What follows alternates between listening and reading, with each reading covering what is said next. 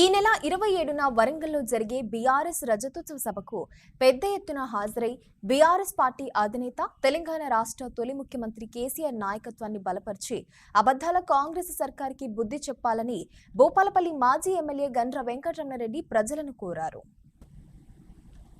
BRS రజతోత్సవ సభను విజయవంతం చేసేందుకు గణపురం మండలంలోని బస్వరాజ్పల్లి, పరశురాంపల్లి, ధర్మరావుపేట, నగరంపల్లి, కొండాపూర్, సీతారాంపురం గ్రామాలలో ఏర్పాటు చేసిన బీఆర్ఎస్ పార్టీ ముఖ్య కార్యకర్తల సమావేశంలో భూపాలపల్లి మాజీ ఎమ్మెల్యే గండ్ర వెంకటరమణారెడ్డి పాల్గొని కార్యకర్తలకు దిశానిర్దేశం చేశారు. ఈ సందర్భంగా కార్యకర్తలను ఉద్దేశించి మాట్లాడుతూ ప్రతి ఇంటికి వెళ్లి ప్రజలను రజతోత్సవ వేడుకలకు హాజరు కావాలని కోరుతూ ఆహ్వానించి ప్రతి ఒక్కరూ సకాలంలో సభస్థలికి చేరుకొని మన బీఆర్ఎస్ పార్టీ అధినేత తెలంగాణ రాష్ట్ర తొలి ముఖ్యమంత్రి కేసీఆర్ నాయకత్వాన్ని బలపరచాలని కోరారు. బీఆర్ఎస్ పార్టీ రజతోత్సవ మహాసభను విజయవంతం చేయడానికి ఇప్పటికే నేను ప్రతి గ్రామానికి పోయి మా కుటుంబ సభ్యులందరినీ కూడా కలిసి సభను విజయవంతం చేయమని ఆహ్వానించడం జరుగుతున్నది. ఎక్కడికి పోయినా పెద్ద సంఖ్యలో వస్తాం అని చాలా ఆసక్తి చూపెడతా ఉన్నాం. కానీ వాహనాలే కొంచెం ఇబ్బందికరంగా ఉన్నది.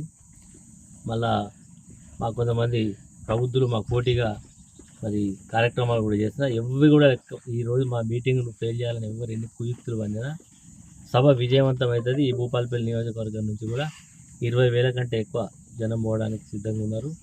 ఎండను కూడా లెక్క చేస్తలేదు. ఇప్పుడు దాదాపు 2 గంటల టైం ఉన్నది. ఇప్పుడు చూసింది కదా, ఎక్కడికక్కడ చెట్ల కింద కూర్చుంటున్నాం. మీరు ఎక్కడ కూర్చొని అందరూ కూడా ఎప్పుడు వస్తారు మీరు వచ్చి మాట్లాడాలన్నారు.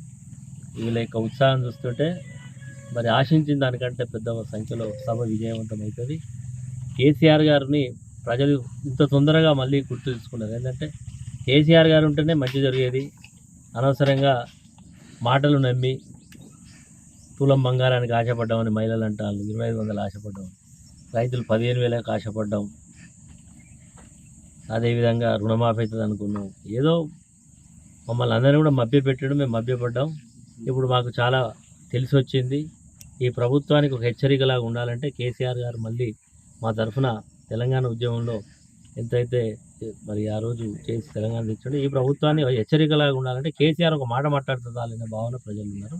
కేసీఆర్ గారు కూడా తప్పకుండా 25 సంవత్సరాల రజతోత్సవ మహాసభలో తెలంగాణ పునర్నిర్మాణం ఎట్లా జరిగింది, ఇప్పుడున్న ప్రస్తుత రాజకీయ పరిస్థితులు ఇవన్నీ కూడా మాట్లాడతారని ఎక్స్పెక్ట్ చేస్తానని కేసీఆర్ వస్తేనే మేలు జరుగుతుందనే భావన.